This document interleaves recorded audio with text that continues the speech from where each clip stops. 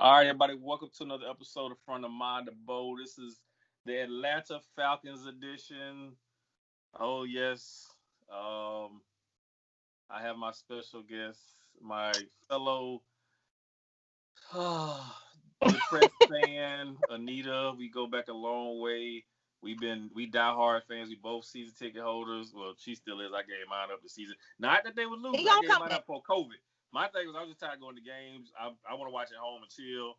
So it ain't had nothing to do with COVID. Ain't had nothing to do with them playing. It was just I was ready to just be chilling at home. She still got her ticket, so she's still doing her thing down there representing.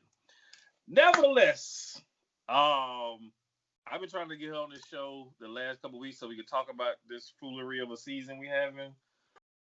Um, it's time for some changes, in my opinion, and I mean a lot of big changes. But we gonna discuss this horrendous start to this season. Like I don't know, they forgot to play football or lack of preseason, or they just played touch all season. They had no preseason game. I don't know, but they don't know how to play football, or they play it and they stop. I don't know. So I mean, we'll start off. What is your thoughts of up through game 4? Now we just lost to Green Bay, which everybody kind of saw that coming, but I was like, they'll win that kind of game because they're not supposed to. But of course, they lost. What have you seen or not seen that you think is the problem? Because it's a lot of finger pointing to be happening. There's a lot of problems. There's a lot of problems. What have you seen that kind of makes you think, well, this is where we have a problem right here, and it starts here? Okay, where it starts here. Well, I'm gonna give my team a pass real quick. Like I told you before, usually we do have preseason, and we normally lose every preseason game. So maybe that's where we're at right now. We got 4 preseason games. We lose them normally, and then we get refreshed, and we get ourselves together. So perhaps after this, we're gonna go on a winning streak. We would have to. Fingers crossed. 0-4. We got to win out to get to the playoff. And again, they have more teams in the playoffs. We have to win out to get a spot. We have to play. We haven't played no divisional games, so that's true. But hell, if you look at our division, we clearly the worst team in our division right now. Yeah, because Tampa's 3-1, the Aints are 2-2, and the Panthers are surprisingly 2-2 too. I'm really. So we have a lot of room to make up and win a division. And we're like 0-4. So. I mean, I when you told me that, I remember, and everybody she shared that thought with me about, because they usually lose all the preseason games. They mentally this is like the warm up period, so they wasn't really in football mind yet. So now we passed the first quarter of the season. Now they all of a sudden gonna be like this high powered offense with this defense that shut everything down. I don't see it coming because I have watched this team play 2 games where they played 3 really good quarters of football, and then and they looked really good in those first 6 quarters. Seattle game, and they looked good in the second and the third game. They looked horrible in the 4th game. We're not even gonna talk about that right now.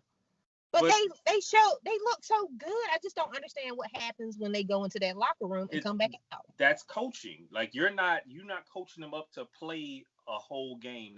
They get up on, hey, we up by this money, or this team is down. All we got to do is just kind of, maintain the second half. We'll win. No, if you let a team just walk you down the field every time they touch the ball, you're going to lose the game more than likely, because if your defense is not stopping them, and you just, your offense keep giving the ball right back because you call it dumb plays. You up here, and I can predict we running on first down. We running on second down. I'm like, yo, you got some of the best catching wide receivers in tandem in the league, one of the best ones. Why can't we throw the ball on first down? Why we got to run it? Like now, amazingly, the offensive line has been doing decent this year. They've actually had a pretty good season. They have been. And the problem is they're not blocking well enough to get the run game going, and we're calling dumb plays on first down. So when we get to second down, third down, we're behind the chains. It's down in distance. Like, oh, now we got to throw the ball so the defense knows what we got to do. So Dirk Cutter just like, dude, you being predictable. I know what you're going to run half the time before you run it. And if I know, a defensive coordinator who is getting paid to do it is going to look at the film like, this is what they like to do here. This is what they do there. They know we're so predictable, but you got plenty of weapons. You got, I think, first off, let's talk about weapons. Julio, Hall of Famer. Calvin Ridley is really coming into his own. Then you Mm-hmm. add Hayden Hurst, who Mm-hmm. I think personally is a much better tight end than Austin Hooper Mm-hmm. because he can run, he can pass Mm-hmm. block, and he runs better routes. And he Austin jumped Hooper was just good, like right? he jumped And then you perfect. got Todd Gurley in the backfield, which I think you should be passing him the ball more, not just having him run between tackles because he's a good pass catching That's back. what they did Put him last game. out, huh? Weren't they passing him the ball last game? A little bit, yeah. Yeah. But if you want to run between tackles, I would rather you leave that for Hill and Ito Smith. But if Mm-hmm. you want to put Todd Gurley in there as like another receiver, put him out there. He's a good pass catcher receiver. He just happens to be built like a running back. But he's not Todd Gurley from 3 years ago where he could just pound that ball and just make things happen. He has a couple good runs every now and then, but he's not a every down back or your feature back. He's getting paid like one, but Mm-hmm. he between that arthritic knees and age and running backs have the shorter lifespan in the league, so he's not that player they had 3 years ago in LA. So I think it's more you're not using your personnel right, Dirk Cutter, and Julio Mm-hmm. Jones don't have a touchdown yet this season. We Huh? in the 4 games, he don't have a touchdown yet. That's kind of like last season, right? He was. It's like the last couple seasons. Like Mm-hmm. that Mm-hmm. dude's one of the top 5 receivers in the league, Mm-hmm. and it takes him all the way through half the way through the season to get a touchdown catch. You definitely not using your offense right. You're not using your weapons right. And we got to give Russell Gage some credit too, because he's been doing good. Russell Gage stepped up when they got rid of Um, Hardy, which I've been wanting to do for 2 seasons now.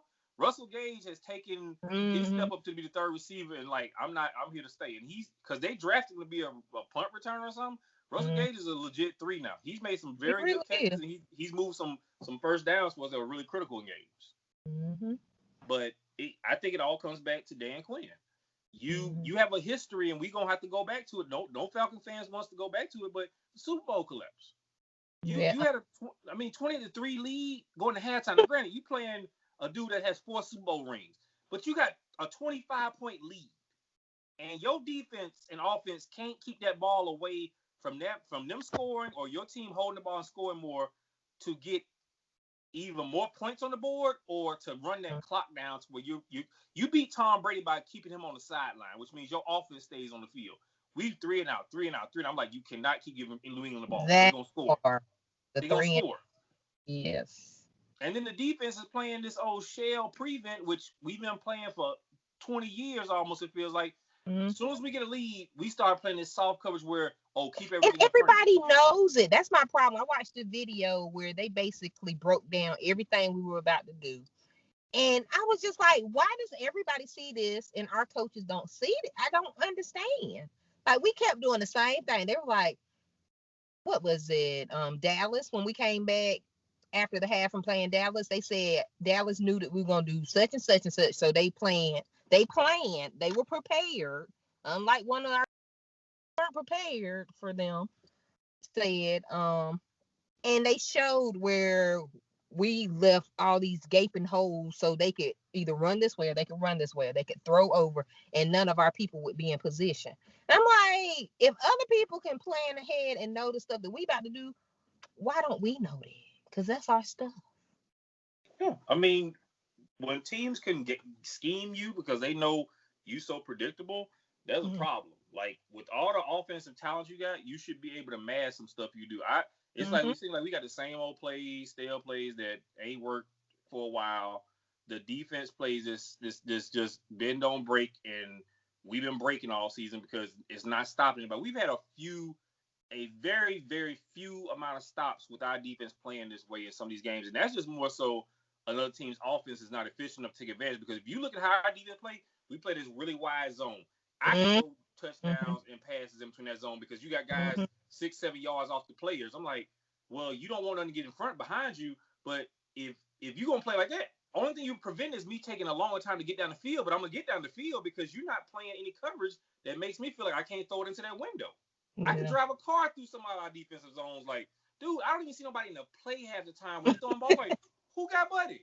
Like other night, God dang, if Aaron Rodgers didn't throw a touchdown pass to the corner of the end zone to a running back, nobody was on the side of the field of this dude. I'm like, so somebody let a whole player run over there by themselves and didn't realize that was your man. It's 11 of y'all there. And nobody knows it's one dude over here, the opposite jersey, on standing in the end zone waiting to catch the ball. Granted, we got some people that's hurt on defense, so you got a lot of younger players in there, a lot of dudes that weren't probably thinking they gonna play right away. That ain't no excuse. NFL injuries is part of the game. You can't tell me simple stuff like you got to know who you covering on plays. All right, if it's a running back out the backfield, who's covering the running back? I mean, don't nobody know that? Everybody on defense ain't hurt. But now they are. And you playing a zone. It's not like you playing man to man. You playing a zone, which means you supposed to actually every player is supposed to be covered by somebody at some point. And when this dude came out the backfield, nobody accounted for him. Yeah. So it's like we firing coordinators. We getting new people in to do this. We got a new special team coach. Special teams still suck.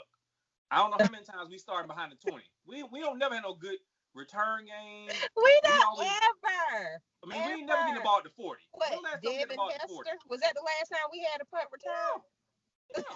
Devin Hester. Like we got the dude a couple years ago from the Lions. He was a Pro Bowl kick returner, and he came here and didn't do crap. Then he went to the Jets and went to the Pro Bowl again, returning kicks. I was like, so y'all don't think it's y'all coaching? Because y'all get players that are specialists, but they come here for some reason, they can't do what they did before, and then they leave it and go do it somewhere else. I'm like, what is up with our preparation or our coaching staff? Like, do y'all know how to coach talent up? You just can't go out there, put a headset on, make it look like you're doing your job. Like, okay, they walking us down the field. All right, defensive coach, linebacker coach, safety coach, talk to your. This is what they doing. We gotta stop this. We can't keep letting them score because we asking our offense to do too much. We got a 20-some point lead. Offense they probably putting points to the board. We gotta stop some of these drives. You just can't let somebody walk you down the field every time they touch the ball. Every time. Like they getting first down after first down. If it's not first down to first down, it's first, second, first down. But we go first, second, 3rd and 3, 3rd and 9. Oh, we're gonna try 4-4. Just I'm more comfortable, and it's sad to say, I'm more comfortable with us having a 3 and 9 than having a 3 and 1. Because for some reason we can't ever get that 1. Yeah. Because usually it's going to be a run play, and they gonna stack the box against us. If it's a 9, it's almost a certain you're gonna pass to some extent, and we are better with passing for 9 yards as opposed to running for 1, which is beyond my understanding. You try to tell me you can't get 6'5" dudes to push a pocket or get 1 yard as opposed to throwing for 9 yards seems a little more difficult because, I mean, anything can happen between the line of scrimmage and 9 yards. Yeah. Receiver fall down, ball get intercepted, or ball get tipped up, pass incomplete. Now we got a punt. So, like, I don't think they really sit there and understand situational football. Like, you should have a certain group of plays for the down and distance. If it's 3rd and less than 5, we run these plays. And you have a set amount of plays that you've looked at that your team executes with, very good precision. Not just any play that says, okay, we only need 4 yards. This should get it. No, what plays have y'all noticed watching the tapes and when y'all on the side looking at them surface tablets, there's certain plays that we will always get production on. Same thing with pass plays. If it's more than 3rd and 5, you should have pass routes or some kind of play that most defenses have not stopped you on. Not saying it's a guaranteed play to work, but it has a high success rate based on you've done it a lot and you've gotten a lot of your first downs from running that play. Yeah. But it's like we go out there with, let's all call a jet sweep on 3rd and 12. A jet sweep? We ain't ran a jet sweep successfully since. Oh damn! Who would have been here doing that? Somebody. Who's doing it? The little dude we got from. He was a free agent, and we let him go after that 1 year. What was the boy name? We got him from the Cleveland Browns. He's one of them receivers who played real short dude. Jerry. No. This was a couple years ago. This might have been Super Bowl year. We had him. It was him. He was on our Super Bowl team? I think he was. Oh, I know you talking about Gabe. No. Who? Wasn't he number 18? Oh, Gabriel. Taylor Gabriel. Yeah. That's the last dude that used to run a successful end around because he was so small and fast he could get to the corner and go. We don't have nobody like that on our team now. You gotta have like a Tariq Cohen type player that got that world class speed because when you come around the corner, you can't be slow with it because they'll take the edge away. You into the sideline. You got to be able to hit the edge and go. Taylor Gabriel was great at that. Mm-hmm. That's the last dude we had that could do that. Mm-hmm. We don't have no shifty because running back or receiver. Same plays. Have you noticed that they say that they keep bringing these different coordinators in here, but they're not allowing coordinators to bring in their ideas. So therefore, they're trying to catch up and learn these plays that everybody already knows. Let these new coordinators come in here and teach these veteran players some new stuff. They just got to learn. Like, I don't feel like the coordinators need to learn our system. We need to adjust and mix in. So we have some different stuff that people haven't seen on tape. So the rumor is, you know, me and my boys, we talk about this a lot, and it's not an NFL thing that's picked up traction, but ideally the best candidate for the head coach's spot, who is an offensive-minded coach, first off, I want an offensive-minded head coach. We had two defensive-minded coaches, and what happened? We underachieved. Mm-hmm. Eric Bieniemy brings his offense in. Look at the Kansas City Chiefs.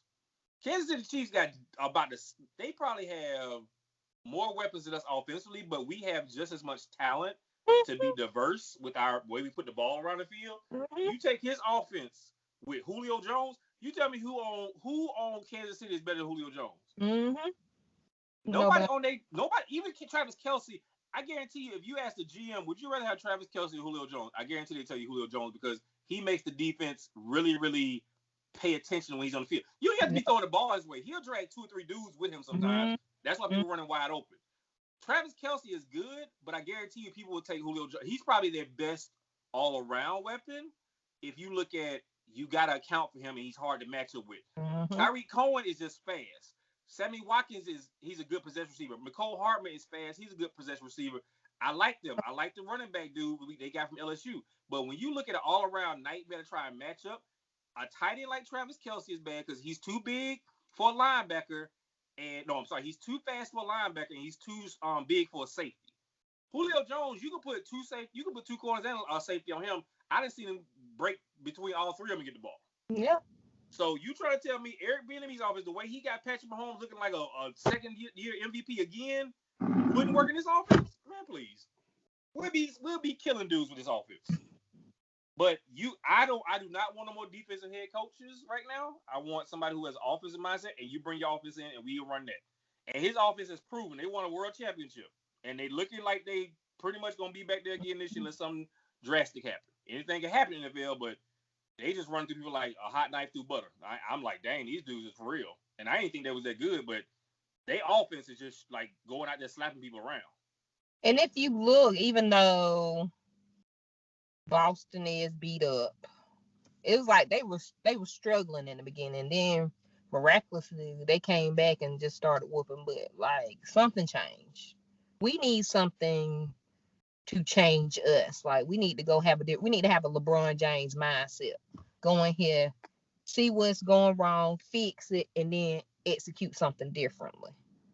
Like, I mean, it's been a rumor going around that we were in talks to trade Julio to the Patriots. I don't like that.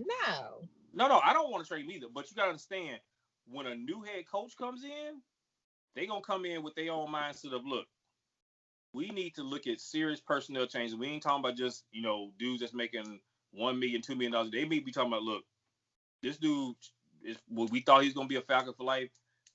We got too much money into a dude that stays hurt, not producing what we need him to do, even though it's not his fault. But can you put a quarterback in the system that puts him there? That's why when they have new GMs and new coaches come in, they'll start overhauling rosters no matter who it is. I mean, hell, Bill O'Brien crazy ass traded DeAndre Hopkins for a broke down running back that ain't been the same since his damn MVP type season. I saw he traded one of the top 5 receivers for an old broke down dude that had knee injury. They got him fired. Yes. I was like, that's why I don't let the coach be the GM. That right there, I was like, that was stupid. I don't understand when they be trying to put these double duties on these people. Like they need to focus. So when we had Coach Budenholzer, I didn't like when they made him a GM. That's basketball, but I hate that too. He couldn't even coach anymore because he was too focused on doing this other stuff. I didn't like that. And as you know, Budenholzer is a good coach. He's a great developer. When he ain't driving under influence, he be Atlanta hitting that Corona on the road. You can't be doing that. But I really feel like Dimitrov need to go, Quinn needs to go, and it's gonna be a lot of coaches that lose their jobs too because a new coach gonna bring in most of his own staff. Well, let's discuss and honestly, you need that. Let's discuss that. Do they need to go like now and then we just say whatever blow up the season, or do we wait to bye weekend, or do we wait to the end of the season and see if anything's changed? Well, because of the present conditions with COVID and stuff like that, I mean, who you gonna have be the coach? Because it has to be interim person, which means probably gonna be Raheem Morris or Greg Knapp, one of them two. I mean, it won't be Cutter. It'd probably be Raheem Morris more so because I think he's been in the system longer, so I think they would trust him to kind of finish the season out. But that was one of the arguments they were talking about on 92.9 Game is, if you do it now, what does it prove and what do you get out of it? It's like you wasting a season of, okay, we don't have a head coach. We kind of just trying to get through the season and see what we're going to draft at. I mean, I'm kind of indifferent. I'm like, they have a point, but at the same time, if it's coming, just get it out the way. Like, if you're going to fire him, I think it's a pretty foregone conclusion. If they don't have some kind of miraculous turnaround and make the playoffs, and we ain't finna go, we're not going to win 12 straight games. There's no way. We didn't play none of our division games, and we still got some out-of-conference games that are probably not going to happen. We're not winning 12 games. If they can somehow finish over 500, which will be remarkable the way we start the season, he might. And I would still say he probably loses his job if they finish over 500 because the way you lost games you should have won, your record would be way better, number one. Number two, it took you a whole quarter of the season to start getting the team to play. You can't waste 4 games figuring stuff out, or you had 2 wins that you had in the bag going into the fourth quarter. In the bag. You should be tied for second place in your division right now with 2 wins, 2 losses. Because the Seattle game, we didn't play well that game. The Green Bay game, we could have won that. We have a good record against Green Bay with Coach Quinn, but we going up there to play. It's always catch-22. But at least you should have been 2-2. And this whole firing talk probably wouldn't be a thing. But because you lost 2 games where you did, you had dudes, they finna onside kick it for Dallas. They finna onside kick. Even though the dude laid the ball, he lays the ball on the ground. So clearly he's not kicking it off. These dudes sat there and watched the ball spin, thinking, "Oh, I can't touch it for 10 yards." No, dumbass. Why damn don't they kicking know team that? can't touch it for 10 yards. You can fall on whatever you want to. Do they not teach them that? Do they not know that? Is that not something? They pointed out there were all younger players in that circle, like guys with, I think the oldest player that serves probably is experience-wise with somebody, I don't remember, but most of them guys like first and second year guys that were on that side of the field. I don't know. When they call timeout right before that, if I'm a special team coach, I'm going to be very, very deliberate. Like, look, fall on the ball. And as soon as you get on the ground, you get to what did they say in timeout? That part. What did they say in timeout? No, I know, but what did they tell them? Nothing.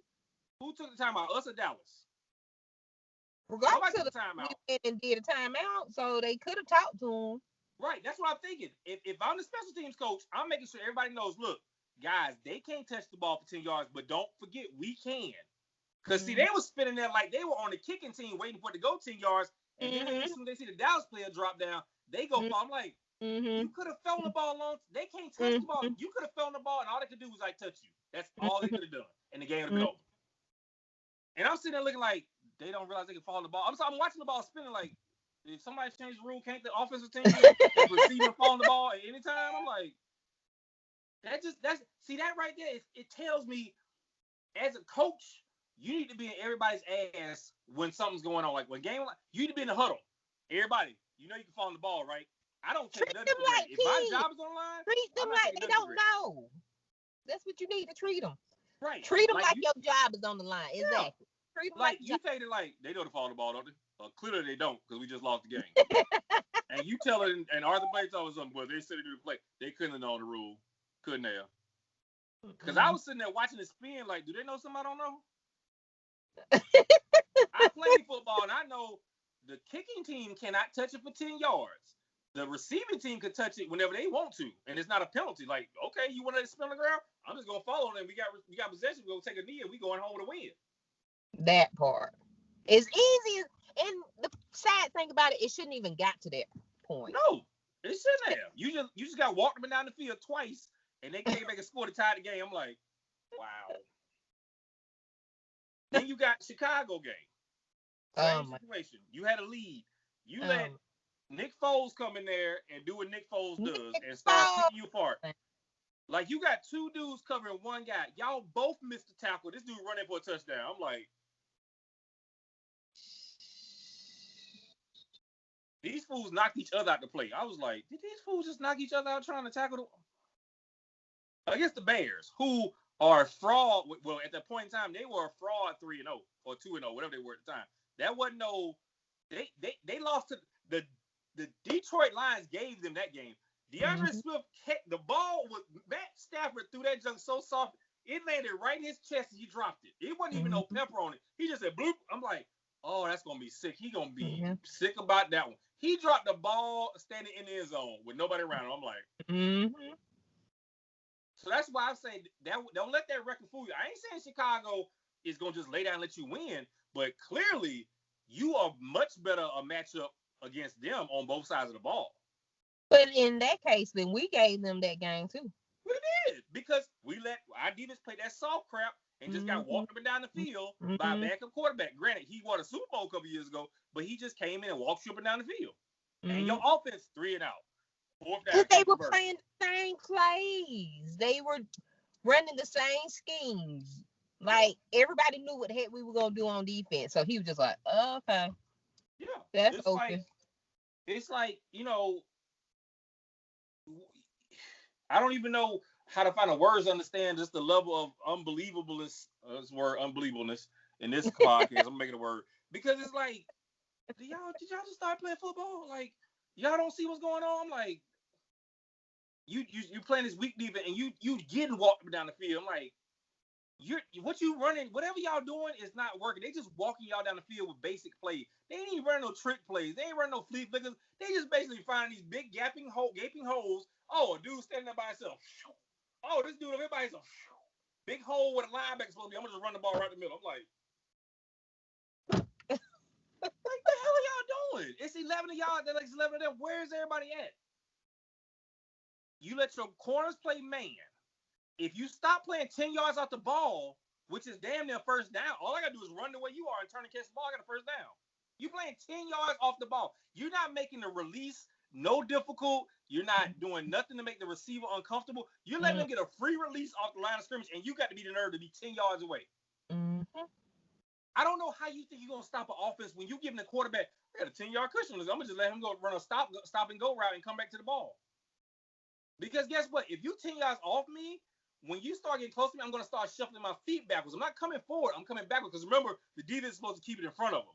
So when I'm having you run a 15 out, I'm going to have you run 15 yards and then come back to it. The quarterback is not going to catch you coming back. I'm going to have you come right to the sticks and catch the ball. First down. And I'll just walk you down the field all day like that. A quarterback will tell you, look, I don't care how we get down the field. It might take me 3 minutes. It might take me 8 minutes. As long as we get to the end zone, guess what? I can eat some clock up at the same time. I ain't got to have no fast drive. I actually rather keep the ball away from y'all. Make y'all defense tired. We had a 10-minute drive for a field goal. But you went for all the fourth downs, but you wasn't going to go for the goal line. Like, them 3 points is going to make a difference. Like, them 3 points was the game. I don't understand. Oh, my goodness. I'm just like. But they want to take their points. They want to get their points where they can get their points. Okay. You need to blow it up. Dimitrov need to go. Quinn need to go.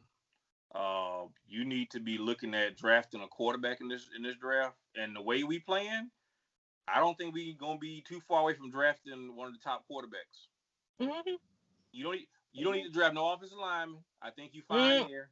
You don't need a receiver. You don't need a running back because you get them later. You can lead them later. Right. You need to be looking at clearly the best quarterback in this draft because you need to start preparing for Matt Ryan's departure. Because I guarantee you they're gonna have a new coach by the time the draft come around. I guarantee you that coach is gonna be like quarterback. I almost guarantee you, unless we have a record where we're out of pocket and we ain't gonna get a good quarterback, if we in a point where we somewhere in the top 10 drafting, which looks like we might be, unless we have some remarkable turnaround, we probably gonna draft a quarterback. And don't be surprised if we trade up to go get one of the top ones. Because a new GM, a new head coach, like, look, I need my quarterback in the future. I just do 35 years old. I don't know how much longer he's gonna play. Yeah. He already losing arm strength, and he's still making mental mistakes like he's a rookie. I love Matt Ryan. I think he might be statistically, if I'm not mistaken, he might be the best quarterback in Falcons history. But Matt Ryan's still making mistakes now that he shouldn't make at year 14. I think he allows himself to get flustered. And he looked extremely bothered, which I don't like, because somebody like Brady, somebody like A.A. Ron, they don't allow themselves to get flustered like that. And if they do, they can quickly snap themselves back. And that's what I need Matt to do. He needs to be able to snap himself back.